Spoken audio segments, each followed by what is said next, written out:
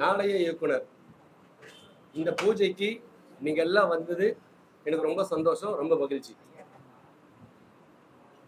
ஸ்நேகன் அண்ணா, cool Suresh அண்ணா, உமான் அண்ணாச்சி, என்னோட படத்தோட தயாரிப்பாளர் திரு யோகராஜ் சார் அவர்கள். இந்த படம் இன்னைக்கு ஆரம்பிச்சிருக்கிறது ரொம்ப சந்தோஷம்.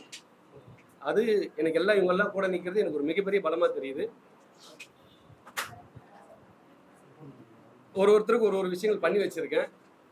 அது ப்ரொடியூசரோட அனுமதியோட தான் அடுத்த ப்ரெஸ் மீட்ல நான் கண்டிப்பாக உங்களுக்கு சொல்லுவேன். இது என்னோட முதல் படம். உங்களோட சப்போர்ட்லாம் எனக்கு தேவை. இந்த படத்தோட ஃபைட் மாஸ்டர் மிரட்டல் செல்வா ஷூட்ல இருக்காரு. கேமராமேன் பாஸ்கி அவரும் ஷூட்ல இருக்காரு. மேக்ஸிமம் 2-3 நாளில் வந்துடுவாங்க. அடுத்து உங்களுக்கு ஃபர்தராக நான் உங்களுக்கு சொல்கிறேன். இந்த படத்தில் சேலம் மாறாறு பிரியாணி ஓனர் தமிழ் செல்வன் சார் இதில் ஒரு கேரக்டர் பண்ணுறாரு. அவர் இப்போ ஆண்டவே இப்போ ஃபோன் பண்ணார். சார் ஒரு 20 மினிட்ஸ் சார் நான் வந்துடுறேன் அப்படின்னாரு. சார் கண்டிப்பாக வாங்க அப்படின்னு சொல்லியிருக்கேன்.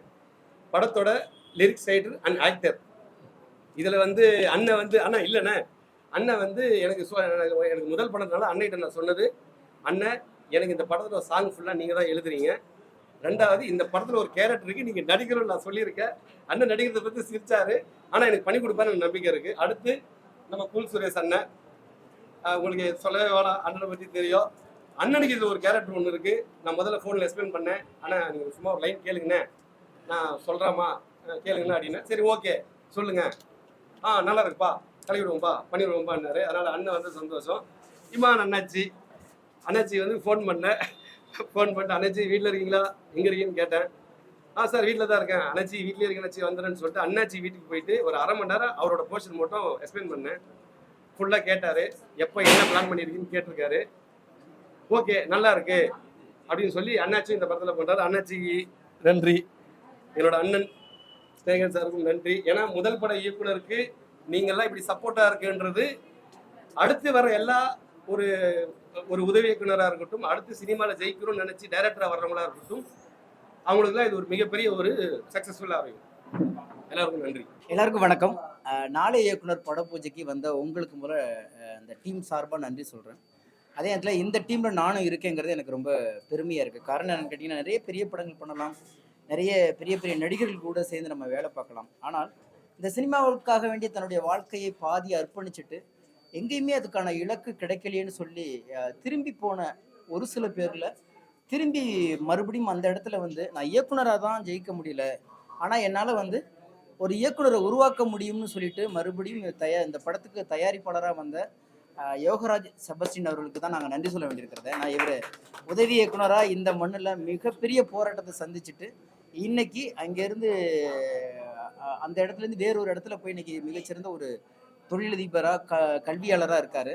அவருடைய அந்த இயக்கத்தை இன்னைக்கு இயக்குனர் சித்திக் மூலியமாக அதை நிலைநாட்டுவதற்கு வந்திருக்காரு. எனவே இயக்குனருக்கும் என்னுடைய வாழ்த்துக்கள். இந்த படத்தில் என்ன கமிட் பண்ணியிருக்காங்கன்னு எதுவுமே தெரியாது. திடீர்னு இப்போ தான் இயக்குனர் சொன்னாங்க. ஆனால் ஒன்று மட்டும் எனக்கு புரிஞ்சிச்சு. இந்த படம் அந்த ஒரு வரியில் எனக்கு கதை சொல்லும்போது சொன்னாங்க, நிறைய சினிமாவை பற்றி கதைகள் வந்திருக்கிறது, ஆனால் சினிமாக்காரர்களை பற்றி கதை என்பது ரொம்ப குறைவாகவே இருக்கிறது. அதுவும் இந்த படத்தில் ஒரு பெரிய சேலஞ்சாக என்ன பண்ணுறாங்கன்னா, இயக்குனர் அப்படின்னு ஒரு கதாபாத்திரம் இருந்துச்சுன்னா ஒரு இயக்குனரே வர்றார், பாடலாசிரியர்னா பாடலாசிரியரே வர்றார், ரியல் இன்னைக்கு யார் அந்த தொழில் செஞ்சுட்டு இருக்கிறாங்களோ, நடிகர்னா நடிகரே வராரு, தயாரிப்பார்னா தயாரிப்பாளரே வராரு. இப்படி லைவாக இன்னைக்கு இந்த சினிமாவில் தான் செய்கிற அந்த தொழில், அந்த கலைஞர்கள் அப்படியே இந்த படத்துலையும் பிரதிபலிக்கிறாங்க. அப்படி ஒரு கதை அமைப்பை அவர் தயார் பண்ணி வச்சிருந்தது ரொம்ப ஆச்சரியமாகவும் இருந்துச்சு, ரொம்ப அழகாகவும் இருந்துச்சு, புதுசாகவும் இருந்துச்சு. பரவாயில்லையே, கலைஞர்கள் கூட சேர்ந்து நம்ம கதை விவாதம் செய்வதோட திரை விவாதம் செய்யலாம் அப்படிங்கிற ஒரு எண்ணம் தோன்றியதுனால கண்மூடித்தனமாக என்ன வேணாலும் பண்ணலாம் இந்த படத்தில் அப்படின்னு சொல்லிட்டு இந்த பட பூஜையில் கலந்துக்கிட்டேன். எனக்கு ஒரு ஆப்பர்ச்சுனிட்டி இதில் கிடைச்சல நான் ரொம்ப நன்றி சொல்கிறேன். நிச்சயமாக நல்ல படமாக இருக்குங்கிற நம்பிக்கை எனக்கு இருக்குது. இந்த படத்தினுடைய பூஜையில் கலந்துக்கிட்டதில் உங்களை போல் எனக்கும் ரொம்ப மகிழ்ச்சி. சித்திக் சார் சொன்ன மாதிரி கால் பண்ணி பேசினார். சினிமாவை பற்றிய ஒரு படம், அதில் ஒரு முக்கியமான ஒரு கதாபாத்திரம், ஒரு நகைச்சுவை கதாபாத்திரம், அது அண்ணாச்சி தான் நீங்கள் எனக்கு பண்ணி தரணும் அப்படின்னு சொல்லி கேட்டாங்க. அதுக்கு முன்னாடி நம்ம ப்ரொடியூசரும் ரொம்ப நாளைக்கு முன்னாடி சொல்லியிருந்தேன், அண்ணாச்சி நம்ம படத்தில் கண்டிப்பாக இருக்கணும் அப்படின்னு. அவங்களுடைய அன்புக்காக கதையை கூட நான் இன்னும் முழுசாகவே கேட்கல, ஒரு சினிமா கதை அப்படின்னு மட்டும் ஒரு லைன் எனக்கு தெரியும். மற்றபடி முழு கதைகள் எனக்கு நானும் உங்களை போல அதை தெரிஞ்சுக்கிட்டு நடிக்கிறதுக்கு ரொம்ப ஆர்வமாக இருக்கேன்.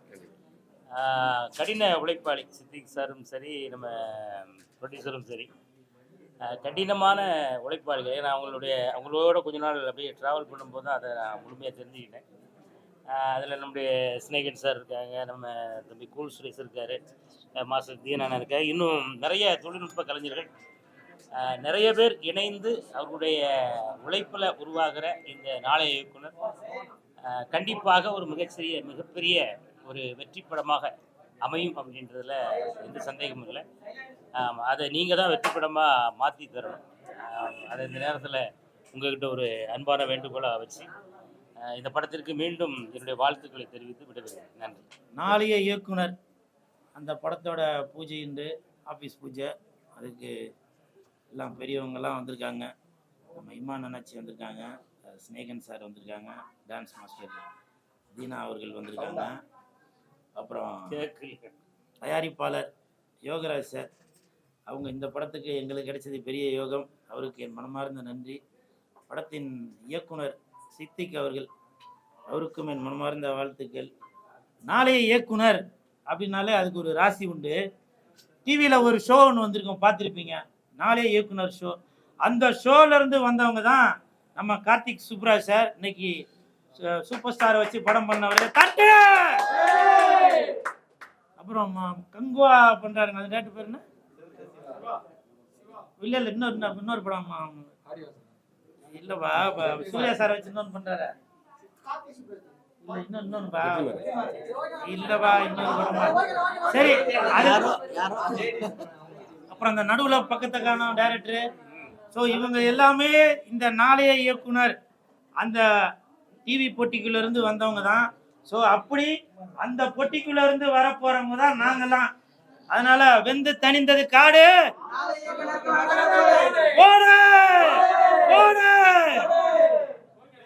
அந்த படத்தில் நான் நடிக்கிறது ரொம்ப சந்தோஷப்படுறேன். ஏன்னா இந்த படத்தில் எனக்கு வாய்ப்பு கிடைத்தது நம்ம இமான் அண்ணாச்சி மூலமாக தான் அப்படின்னு கேள்விப்பட்டேன். நன்றி இமான் அண்ணாச்சி அவர்களே. அவங்கள்ட்ட தான் சார் நம்பர் வாங்கி எனக்கு இந்த படத்தில் ஒரு கேரக்டர் ஒன்று ஃபிக்ஸ் பண்ணியிருக்கதா சொன்னாங்க. இப்போ கூட கேட்டிங்க, இந்த மாதிரி என்ன வரும்போதே டீமோட வந்துட்டீங்களா அப்படின்னு. அப்படி இல்லை, கூட்டம் இருக்கிற இடத்துல கூல் சுரேஷ் இருப்பான், கூல் சுரேஷ் இருக்கிற இடத்துல கூட்டம் இருக்கும். அதுதான். ஸோ அதனால எப்பவுமே நமக்கு பின்னாடி ஒரு கூட்டம் இருந்துகிட்டே தான் இருக்கும். அது அன்பால சேர்ந்த கூட்டம், பண்பால சேர்ந்த கூட்டம், பாசத்தால சேர்ந்த கூட்டம். விரைவில் நம்ம நாளை இயக்குனர் படத்தோட இசை வெளியீட்டு விழால உங்களை எல்லாம் சந்திக்கிறோம். சரிங்களா? ஏன் 4 கோடி இல்லை சார், 5 கோடி. எப்படி 5 கோடி சம்பளம் வாங்குற ஹீரோக்கு ஈக்குவலா நான் இருக்கேன். இது ஆடியன்ஸுக்கு தெரியும், டைரக்டருக்கு தெரியும், ப்ரொடியூசருக்கு தெரியும், எல்லாருக்குமே தெரியும். ஒரு கேள்வி கேட்டீங்க சார், அதை நான் ஃப்ளோவா சொல்ல வரேன். நடுவில் நீங்க அடுத்த கேள்வி கேட்டீங்கன்னா எப்படி சொல்றது சொல்லுங்க. 5 கோடி சம்பளம் வாங்குற ஒரு ஹீரோக்கு ஈக்குவலா நான் இருக்கேன். உங்களுக்கு நம்பிக்கை இல்லைனாக்கா ஒரு படம் வெள்ளிக்கிழமை அன்னைக்கு ரிலீஸ் ஆகும்போது தியேட்டர்ல பாருங்க. அந்த ஹீரோவோட படத்தை பார்க்கறதுக்கு எத்தனை பேர் வராங்க, இந்த கூல் சுரேஷை பார்க்கறதுக்கு எத்தனை பேர் வராங்கன்னு எனக்கு தெரியும். இது நான் சும்மா ஏதோ ஒரு ஆதங்கத்துல அகம்பாவத்துல சொல்றேன், நான் நடக்கிறத தான் சொல்றேன் நான். புரியுதுங்களா? இன்னைக்கு தியேட்டருக்கு படம் பார்க்க வர்றதுக்கு ஆடியன்ஸ் எல்லாம் தியேட்டருக்கு வரணும்னு சொல்லி நான் என் உடல் பொருள் ஆவி அனைத்தையும் செலவு பண்ணிட்டு இருக்கேன் தியேட்டர் வாசல்ல போய். அது ஏன்? நான் சினிமாவை லவ் பண்றாளு. அதனால சினிமா தான் என் மூச்சு, சினிமா தான் என் பேச்சு. புரியுதுங்களா? அதனால சினிமாவுக்காக தான் நான் உடல் பொருள் ஆவி அனைத்தையும் கொடுத்து கொண்டு இருக்கேன். அதனால எனக்கு பணத்தை செலவு பண்றதுனால எந்த தப்பும் இல்லை. படிக்கட்டுல வரும்போது பேசிட்டு வந்ததா சொன்னாரு. உண்மையிலேயே படிக்கட்டுல வரும்போது நான் பேசிட்டு தான் வந்தேன். யார்கிட்ட பேசிட்டு வந்தேன்னா, என் வாழும் தெய்வத்திட்ட பேசிட்டு வந்தேன், வள்ளல் கிட்ட பேசிட்டு இருந்தேன். புரியுதுங்களா? பாரி வள்ளல்கிட்ட பேசிட்டு இருந்தேன். அது யாருன்னாக்க சேலம் ஆர்ஆர் பிரியாணியோட owner mister Tamil Selvan sir. அவர் கூட தான் பேசிட்டு வந்தேன் நான். அவர் அந்த வாரி வழங்கும் வள்ளல். அவங்க நம்மளுடைய இந்த நாளை இயக்குனர் படத்துல நடிக்கிறாரு அப்படின்னு சொல்றப்ப எனக்கு ரொம்ப சந்தோஷம். நான் கேட்டேன், எங்கண்ணா இருக்கிறீங்க அப்படின்னு கேட்டேன். தம்பி 100 எண்ணிட்டுருங்க, 100 எண்ணும் போது நான் அந்த இடத்துல நிற்போம் அப்படின்னாரு. அப்படி ஒரு தெய்வம் அவரு. அவர் கூட தான் பேசிட்டு இருந்தேன். ஓகே, வந்துருவாரு. முடிச்சிடலாம் அங்க போய் பண்ணுங்க. பிக் பாஸ் அப்புறம் உங்களுக்கு சரியான வாய்ப்பு இல்லைன்னு சொல்லிட்டு பரவலா பேசப்படுது. அப்புறம் தியேட்டர்லயும் உங்களுக்கு சரியா பார்க்க முடியல. ஏன், என்ன காரணம்? சார் காரணம் இல்லையே. சார் தியேட்டர்ல பார்க்காததுக்கு காரணம் சில பேர் நான் வளரக்கூடாதுன்னு நினைப்பாங்க. அதுக்காக அவங்களால முடிஞ்ச அளவுக்கு என்னை வந்து பின்னுக்கு தள்ளணும்னு பார்ப்பாங்க. ஆண்டவன் கொடுக்கறத யாராலையும் தடுக்க முடியாது, ஆண்டவன் தடுக்கிறத யாராலையும் கொடுக்கவும் முடியாது. அப்புறம் அடுத்த கேள்வி கேட்டுங்க. பிக் பாஸ் போயிட்டு வந்து 3 படம் ஹீரோவா நடிக்கிறாங்க. தட்டு 3 படம் ஹீரோவா நடிக்கிறேன். இப்போ கூட எனக்கு வாயில வருது அந்த படத்தோட பேர் சொல்லலான்னு. இருந்தாலும் இயக்குனரோட அனுமதி இல்லாம சொல்லக்கூடாது. வருகின்ற இன்னும் 1 வாரத்துல அந்த ஃபர்ஸ்ட் படத்தோட பேர் வெளியில வரும். பாருங்க. ஏன்னா இப்பவும் சொல்றேன், அந்த இயக்குனர் பார்த்துட்டு தான் இருப்பாரு. இயக்குனர் பேர் கூட நான் சொல்லுவேன், உதயா நீங்க பார்த்துட்டு தான் இருப்பீங்க. இருந்தாலும் உங்களுடைய அனுமதி இல்லாமல், தயாரிப்பாளரோட அனுமதி இல்லாமல் நான் படத்தோட பேர் சொல்லக்கூடாது. இதே பிரஸ் மீட் முன்னாடி கண்டிப்பாக அந்த படத்தோட பேரு வெளியிடப்படும். அன்னைக்கு கைத்தட்டலும் விசில் சத்தமும் விண்ணை பிளக்கும். நீங்க வெயிட் பண்ணி பாருங்க. இந்த படம் நாளை இயக்குனர் அப்படின்ற டைட்டில் வந்து ஒரு நீண்ட நெடிய போராட்டத்திற்கு பிறகு எங்களுக்கு இது கிடைச்சிது. அது கிடைச்சது எங்களுக்கு உண்மையிலே மிக்க மகிழ்ச்சி. ஏன் அப்படி சொல்கிறேன்னா, நம்ம எல்லாருமே சினிமாக்காரங்க. சினிமா அப்படின்றதுக்கு ஒரு போர்வை போத்தப்பட்டிருக்கு. அந்த போர்வைக்குள்ளே நம்ம என்னென்னா யார் யார் ஒளிஞ்சிருக்கிறா அப்படின்ற ஒரு விஷயங்கள் நம்ம வெளியில் கொண்டு வரணும். இங்கே எல்லா சினிமாக்காரங்களுக்குமே வெற்றி வாய்ப்பு அவ்வளோ எளிதாக கிடைக்கிறதில்ல. நான் உதவி இயக்குனராக பல இடங்களில் ஏறி இறங்கும் பொழுது எனக்கு என்னென்ன விஷயங்கள் நடந்ததோ அது என்னை போன்று இந்த இண்டஸ்ட்ரியில் இருக்கிறவங்களுக்கு நிகழக்கூடாது. ஏன்னா எல்லாத்துக்கும் ஒரு வாய்ப்பு ஈஸியாக கிடைக்காது. ஒன்று வாய்ப்பை உருவாக்க தெரிஞ்சுக்கணும், இல்லை வந்த வாய்ப்பை பிடிச்சிக்க தெரிஞ்சுக்கணும். இதில் எது பண்ணாலுமே நம்ம வெற்றியை நோக்கி போகன்றது தான் என்னுடைய கோட்பாடு. அதன் அடிப்படையில் இயக்குனரை நான் முதல்ல சந்தித்த பொழுது அந்த லைன் வந்து ஒரு சின்ன லைனாக ஆரம்பித்தோம். அது டிஸ்கஷன் ஆகி ஏன் நம்ம ஒரு சினிமாக்காரோடைய வாழ்க்கையை அந்தந்த சினிமா கதாபாத்திரங்கள் நடிக்கக்கூடாதுன்னு முடிவு பண்ணி அதன் பிறகு அந்த ஸ்கிரிப்டை அவர் உருவாக்குனார். இவரோட சேர்ந்து எங்களுடைய கோ டைரக்டரு, அசிஸ்டன்ட் டைரக்டர் எல்லாருமே, பாபு, பாஸ்கர், நிறையா பேர் எல்லாரும் உட்காந்து ஒன்றா பேசி இந்த ஸ்கிரிப்டை உருவாக்கியிருக்கோம். இது இறைவனர்களால் ஒரு ஒரு பயிர் விதையிட்டோம்னா அது எப்போ அறுவடைக்கு வருமோ அது போல் இது கரெக்டான நேரத்தில் எங்களுக்கு டைட்டிலும் சரி, அமைந்த ஸ்நேகன் சாராக இருக்கட்டும், இமானாச்சியாக இருக்கட்டும், கூல் சுரேஷ் சாராக இருக்கட்டும், இன்னும் நிறைய பிரபலங்கள் இதில் வரப்போகிறாங்க. பின்னாடி ஒவ்வொருத்தராக பிஆர்ஓ சார் குமரேசன் மூலயமா நாங்கள் அறிவிக்க இருக்கிறோம். தொடர்ந்து உங்களுடைய ஆதரவை கொடுங்க. தொடர்ந்து இந்த படத்தை சினிமாக்காரனாக இருந்து வளர்த்து விடுங்க. நன்றி. சினிமா இதில் வந்து போயிட்டு இசையா பாடலாசிரியரா வைரமுத்துக்கும் இருக்கும். இவரு இளையராஜா பக்கம் வந்து பார்த்தீங்கன்னா நன்மை மரங்கள் வந்து வைரமுத்து இருக்கிறாங்க, அந்த பக்கம் வந்து வைரமுத்து இருக்கிறாங்க. என்ன நிலைமையை கொண்டு போகுது? அதே போல இளையராஜா வந்து அவருடைய சாங்குக்கெல்லாம் வந்து ராயல்டி கேட்டு அவர் தான் ராஜா அப்படின்ற மாதிரி போயிட்டு இருக்காரு. இது எது குறிக்குது? தன் உரிமைக்காக போராடுறது எப்பயுமே தப்பா இருக்காது, நம்பர் 1. 2வது வந்து காலம் தாழ்த்தி இப்போ ஒரு விவாதத்தை தொடங்கியிருக்கிறாங்க. அதுக்கு வந்து ஒப்பீனியன் சொல்றதுல எனக்கு விருப்பம் இல்லை. என்னன்னா பாட்டுக்கு இசையா, இசைக்கு பாட்டாங்கிறத விட முதல்ல படத்துக்கு பாட்டு தேவைப்படுது. அதை நோக்கி நான் நடந்துட்டு இருக்கிறேன். இந்த விவாதத்துக்குள்ள நான் வர விரும்புறேன். அப்படி கிடையாது, அவருடைய உரிமை அவர் கேட்கறாரு, நியாயமான எழுதி அவங்க வீட்டுல இருந்து வேற யாராவது வேற இசையமைப்பாளர் இந்த மாதிரி கேள்வி கேட்டாங்க, என்ன பண்ணுவீங்க? நீங்க பாடல் மட்டும் தான் எழுதுனீங்க, இசை எந்த நான் போட்டதுனால தான் உங்க பாட்டு ஹிட் ஆச்சு அப்படின்னு சொல்லி அதுக்கு நீதிமன்றங்கள் இருக்கு. அப்படி இருக்கும் பொழுது இன்னும் நீதிமன்றங்கள்ல நீதி உயிரோடு இருக்குங்கிற நம்பிக்கை இருக்கு. யார் பக்கம் நியாயம் இருக்கோ அவங்களுக்கான நீதி கண்டிப்பா கிடைக்கும். ஒருத்தர் உரிமையை அவர் வந்து நிலைநாட்டுவதற்கு போராடுறது அது அவருடைய உரிமை. இல்லை இது சரியா தப்பாங்கிறத நாளைக்கு நீதி தான் சொல்லணும். அதில் போயிட்டு நான் ஜட்ஜ்மெண்டா இருக்கணும். என்னன்னா ஒரு கம்போசரா இருக்கட்டும் யாரா இருக்கட்டும் அவங்க வந்து பணம் வாங்கி கொண்டுதான் அந்த வேலையை பாக்குறாங்க. அப்படிங்கையில ப்ரொடியூசருக்கு தான் அது சொந்தமா இருக்கும். ஆனா இங்க வந்து தனி மனிதர்கள் வந்து தன்னோட உரிமையா கொண்டாடுறது வந்து எந்த விதத்துல நியாயம் ஒரு பிரச்சனை இருக்கு. ஏன்னா எல்லாருமே காசு வாங்கிட்டு அந்த வேலையை பார்க்கல, அப்ப அது ப்ரொடியூசருக்கு தானே சொந்தம் அப்படிங்கிறது கொஸ்டினே உச்சநீதிமன்றம். இல்லை, ஏற்கனவே வந்து ஐபிஆர்எஸ்ன்னு ஒரு ரைட்ஸ் நிறுவனம் ஒன்று இருக்கு. உலக அளவில் வந்து இசையை எப்படி பயன்படுத்துறாங்க, அது யார் யாருக்கு போயிட்டு அந்த உரிமை வரணும்னு ஒரு பெரிய ஒரு கட்டமைப்பு இருக்கு.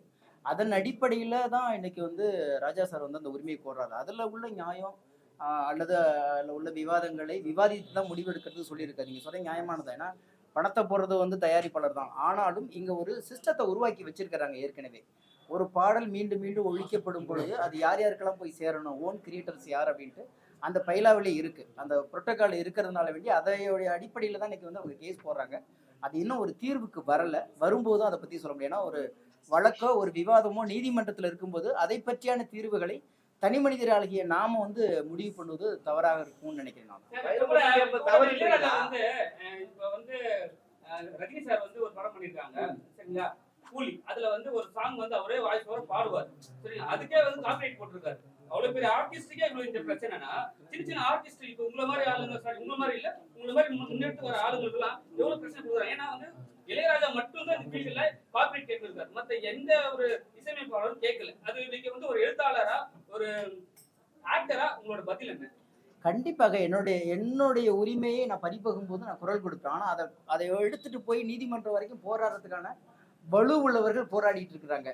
வாய்ப்பு வரணும்னு சொல்லி காத்திருக்கிறவங்க எங்களை மாதிரி ஆட்கள் அமைதியா இருக்காங்க. அவ்வளவுதானே தவிர அவங்களுடைய உரிமை வந்து நிச்சயமாக எல்லா இடத்துலையும், அது யாருக்கா இருந்தாலும் சரி, அது தயாரிப்பாளராக இருக்கட்டும் அல்லது பாடலாசிரியர் இருக்கட்டும், இசையமைப்பாளர் இருக்கட்டும், அவங்களுக்கான உரிமைக்காக போராடுறாங்க. அதுல எவ்வளவு நியாயம் இருக்கிறத நீதிமன்றத்துல விவாதத்துல இருக்கும்போது நம்ம அதை பத்தி சொல்றது வந்து முறையா இருக்காங்க. இந்தியன் சினிமால சூப்பர் ஸ்டார்னா அவர்தான் சரிங்களா, அவருக்கு இந்த நிலைமை வருதுன்னா இல்ல அப்படிலாம் கிடையாதுங்க. தப்பு செய்யறது இல்ல, பெரியவங்க பெரியவங்களா யாரு தப்பு செஞ்சாலும் தப்பு தான். தப்புன்னு அவரு கேட்கிறாரு, கொடுங்கன்னு கேட்கிறாரு, அவ்வளவுதான். அதை தப்பா சரியாங்கிறத நீதிமன்றம் சொல்ல போகுது. நீங்க பெரியாளா இருக்கிறாரு, அவரை கேள்வி கேட்க கூடாதுங்கிறதோ அல்ல கேள்வி கேட்கிறாருங்கிறதே தப்பா இருக்கு. யாரா இருந்தாலும் என்ன கூட ஒரே ஒரு நிறுவனத்தை தான் அவர் கேட்கிறாரு. ஏன்னா என்னுடைய பாடல்களை இந்த நிறுவனம் உபயோகப்படுத்துது, என்கிட்ட ஒரு வார்த்தை கேட்டுக்கலாமே, ஒரு அனுமதி கேட்கலாமே. ஏன்னா இப்ப ஒன்னே ஒண்ணுங்க, உங்க வீட்டுக்கு நான் வரது முன்னாடி உங்க முகவரி கேட்கறேன்னா இல்லையா, உங்கள்கிட்ட ஒரு அனுமதி கேட்டு தானே உங்க உள்ளூர்ல வரேன். சொல்லாம நைட்டு வந்து கதவு திறனா ஏங்க என்கிட்ட கேட்டு வர மாட்டீங்களான்னு ஒரு வார்த்தை கேட்பீங்க இல்லையா. அவ்வளவுதான் இந்த பிரச்சனையே. என் பாட்டு நீங்க உபயோகப்படுத்துறீங்க, என்கிட்ட ஒரு வார்த்தை சொல்லியிருக்கலாமேன்னு கேட்கிறாரு. அது எந்த அளவுக்கு எதை அடிப்படையில் வச்சு கேட்கிறாருன்னா அவர் தொடுத்த வழக்கிலையும் கொடுத்த அறிக்கையிலும் அல்லது அவர் போட்ட கேஸை வச்சுதான் நம்ம முடிவு பண்ண முடியும்.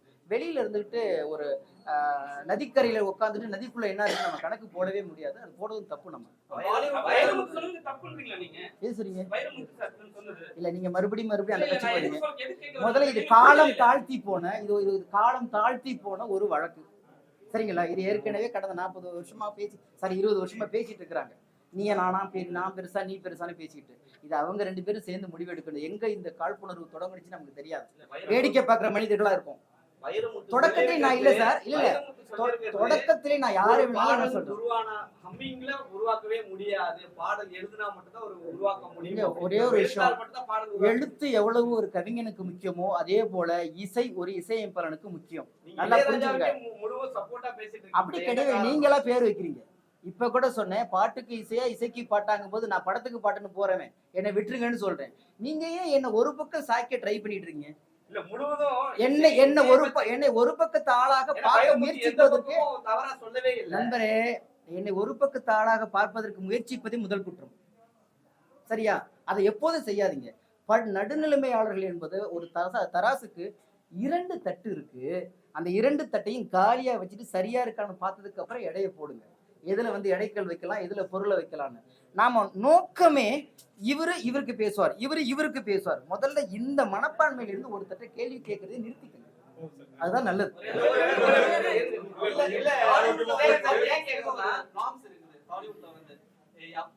ப்ரொடியூசரோ ஒரு டைரக்டரோ இல்ல ஒரு கம்போசரா இருந்தாலும் எல்லாருக்கும் எவ்வளவு பெர்சன்டேஜ்ல பிரிச்சு போகணும்னு அந்த காப்பிரைட்ஸ் யூஸ் பண்ணாலே அது ஏன் தமிழ் சினிமால இருக்கு சார். பாடல்கள் பொறுத்த வரைக்கும் இருக்கு சார். என்னன்னு கேட்டீங்கன்னா, ஒரு பாட்டு ஒழிக்கப்படும் பொழுது அதுலேருந்து வர வந்து அந்த ரைட்ஸ் காப்பிரைட்ஸ் வந்து தயாரிப்பாளருக்கு எவ்வளவு, இசையமைப்பாளருக்கு எவ்வளவு, பாடகர்களுக்கு எவ்வளவு, பாடலாசிரியர்களுக்கு எவ்வளவுன்னு சொல்லிட்டு ஒரு நாம்ஸ் போட்டிருக்கோம். அதுபடி இப்ப எல்லாத்துக்குமே ரைட்ஸ் வந்துகிட்டு இருக்கு. அதை மீறி சம்பந்தம் இல்லாமல் இன்னும் ஒரு வியாபாரத்துக்கு, இப்ப இளையராஜா சார் பாட்டை வந்து ஒரு வியாபார நோக்கமா தான் நீங்க எடுத்து பயன்படுத்துறீங்க போது எல்லாரும் சும்மா அந்த படத்துல அந்த காட்சியில எடுத்து வைக்கிற பொருளுக்கு கூட காசு கொடுக்குறீங்களே, அப்ப என்னோட கற்பனையும் வந்துட்டு போகுது. என்கிட்ட குறைந்தபட்சம் அனுமதியாவது கேட்கலாமேன்னு கேட்கறது வந்து எனக்கு தப்பா தோணல. ஆமா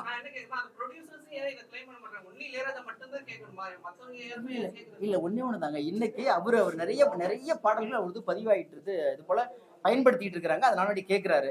ஒருவேளை பிற்காலத்துல ஐயோ நம்மளும் கேட்டிருக்கலாமோ அப்படிங்கிற ஒரு சிந்தனை இனிமே எல்லாத்துக்கும் வரலாம், கேட்கவும் தொடங்கலாம். இல்ல நிறைய பேர்ட்ட வந்து கேட்டுட்டு கூட பயன்படுத்திக்கலாம். இப்ப நிறைய பாட்டு இதே இளையராஜா சார் கிட்ட பல படங்கள்ல அனுமதி பெற்று அதை பயன்படுத்தியிருக்காங்க. அதுக்கு போய் அவர் வழக்கு போடவே இல்லை. பணம் கேட்டாரா, வாங்கினாரா, கொடுத்தாரா, அது நமக்கு எதுவுமே தெரியாது. ஆனால் குறைந்தபட்சம் என்னிடம் அனுமதி கேளுங்கிறார், அவ்வளவுதான். லாஸ்டா ஒரே ஒரு question. முழுக்க முழுக்க அனைத்து டெக்னீஷியனுக்காக உருவாக்கப்படுற ஒரு படம். இது முழுக்கவே ஏற்கனவே சொல்லியிருப்பாங்க, இயக்குனர் மூலமும் தயாரிப்பாளர் மூலமும் அண்ணன் ஸ்நேகிதமும் சொல்லியிருக்காங்க. இல்ல தாராளமாங்க. என்னை பொறுத்த வரைக்கும் பாடலாசிரியர் மட்டும் இல்லைங்க, இங்க இருக்கிற அத்தனை பிரிவுகளிலும் அவரவர்கள் உரிமை அவரவருக்கு பெருசு. அது வந்து உரிமைக்காக போராடுறாங்க. அதுல எவ்வளவு தூரம் நியாயம் இருக்கும் போதுங்கிறத நீதிமன்றமும் காலம் தான் தீர்மானிக்கணுமே தவிர நம்ம இன்னைக்கு ஒரு ட்ரெண்டிங்காக, இன்னைக்கு ஒரு தலைப்புக்காக நம்ம அதை பண்றது வந்து தவறா தோணுது. இன்னைக்கு அவங்க இளையராஜாவுடைய தம்பின்ற இதுல வந்து கங்கை அமரன் வார்த்தை மீறி அவங்க எல்லாரும் ஒன்னாதான் இருந்தாங்க நட்பு ரீதியா. ஆனா நாக்கு பிடிக்கிற மாதிரி சாகணும், நீ வந்து எங்களால் தான் வளர்ந்த அப்படின்ற வார்த்தைகள் விடும்போது சினிமால இருக்கக்கூடிய பாடலாசிரியர்கள் அனைவருமே அமைதியா இருந்தீங்க. என்ன காரணம்? வைரமுத்து மேல இருக்கக்கூடிய கோபமா? அப்படிலாம் கிடையாதுங்க. முதல்ல இவ்வளவு காலம் கழிச்சு இவர் பேச வேண்டிய அவசியமும் இல்லை, முடிஞ்சு போச்சு. அதுக்கப்புறம் இவர் இப்ப எழுதும் பொழுது ஏதாவது ஒரு பிரச்சனை வந்தா பேசலாம். இப்ப இல்ல ஒரே ஒரு விஷயம், அதுதான் நான் மறுபடியும் நான் சொல்றேனே. இப்ப இது நீண்ட காலமா போறது, தொடங்குனது எனக்கு தெரியாது. ராஜா சாருக்கும் கங்கையமரன் சாருக்கும் வைரமுத்துக்கும் என்ன பிரச்சனை உங்களுக்கு தெரியுமா? சரியா பிரிஞ்ச காரணத்தை சினிமாவில் யாராவது சொல்ல முடியுமா? நான் கேட்கறது ஒரே கேள்வி தான். இவர்கள் 3 பேருக்கும் பிரிஞ்ச காரணமா அங்க நடந்ததுக்கான நிகழ்வுகள் தொடக்கம் யாருக்காவது தெரியுமா? முடியும் இப்படிதான் முடியுங்கிறத நம்ம அனுமானமா சொல்ல முடியுமா? தொடக்கமும் தெரியாது, முடிவும் தெரியாது. ஏன் இடையில நம்ம ஒரு விவாத பொருளை அதை ஆக்கணுங்கிறது சம்பந்தப்பட்டவர்கள் பேசிட்டு இருக்காங்க, தீர்க்கணும்.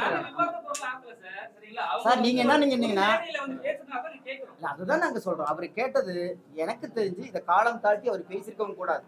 அப்படி பேசியதற்கு இவர் இன்னும் கொஞ்சம் அதிகப்படியான வார்த்தைகளை விட்டுருக்கவும் கூடாது. அதுதான் என்னுடைய தாழ்மையான வேண்டுகோள். ஏன்னா இருவருக்கும் எனக்கு மதிப்பு உண்டு எப்போதுமே.